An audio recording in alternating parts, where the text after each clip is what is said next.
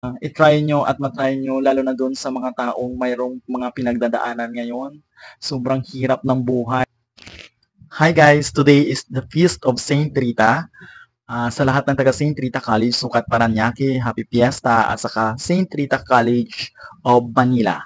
So, Happy Fiesta, at saka sa lahat ng mga kasama kong working student dati, at saka ngayon, ng mga working student sa Saint Rita, Happy Fiesta, pati sa mga AR sisters. So, gumala kami doon kanina guys, kasi nga Fiesta sa Saint Rita College Paranaque. Bali, in advance lang tong Fiesta dito sa Saint Rita College Paranaque ng May 21 dahil pagka May 22, yun yung piyesta talaga doon sa Saint Rita College ng Maynila. So, doon yan sa San Sebastian, Maynila. Doon yan sa tabi.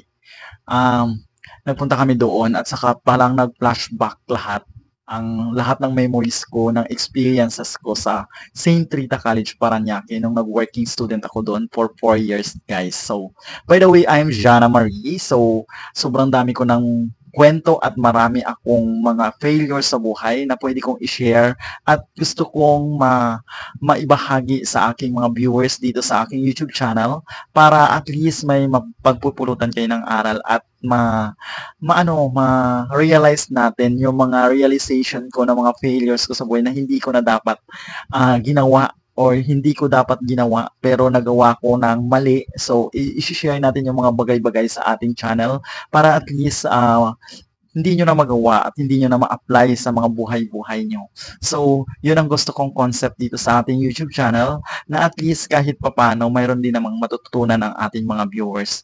So, ako nga pala si Jana Marie. So, 8 years ako na working student sa mga AR Sisters. So, sobrang tagal from 4th year to college, from high school to college ako na working student sa kanila. So, talagang tinyaga talaga nila ako. Nagtiyaga talaga sila sa akin na talagang hindi talaga sila tumigil hanggat hindi ko makamit ang aking mga pangarap sa buhay. O, yun ba?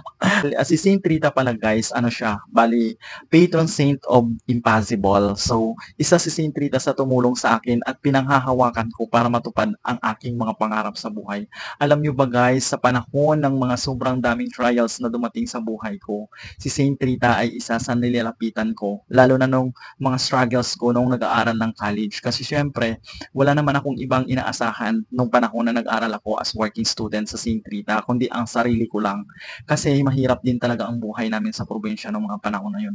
So lagi akong nagdadasal na sana maitawid ko, sana makatapos ako ng pag-aaral, sana makapag-graduate, after graduate makahanap agad ng work. So lahat 'yan ay natupad at sa lahat 'yan ay parang napaka-imposible na mga gawa ko at ma-survive ko sa buhay ko. Pero yun, tinulungan ako ni Saint Rita. Parang napaka-imposible. Pero tuwing lumalapit ako sa kanya, gumagaan yung pakiramdam ko. So may mga times din ba kayo na ganyan ang nararamdaman nyo? Or alam nyo rin ba at kilala nyo rin ba si Saint Rita? So kung hindi pa, lumapit kayo sa kanya. Sa mga panahon ng mga struggle sa buhay, maraming problema, ma- yung parang feeling mo imposible na mangyari. Talagang ang hirap i-survive pero nakakaya at nagagawan mo ng paraan. So, dahil yan sa prayers, paniniwala natin sa ating sarili, paniniwala natin sa taas, paniniwala natin kay Saint Rita, at sa iba pang mga saint na pinaniniwalaan natin nakakatulong sa atin. Of course, ang lahat na yan ay hindi magagawa kung hindi din tayo gumagawa ng aksyon, kung puro paniwala lang tayo at dasal pero walang gawa. So, 'di ba? Marami talaga akong mga experiences, guys, na talagang napakahirap, na talagang ano ba 'to, kaya ko ba 'to? Parang gusto mo nang sumuko, pero dahil sa mga pangarap mo sa buhay, nagawa mo at napatunayan mo sa sarili mo na maging successful. So, kayo ba may mga ganyang experience din ba kayo, guys? Sana i-try nyo at matry nyo lalo na doon sa mga taong mayroong mga pinagdadaanan ngayon.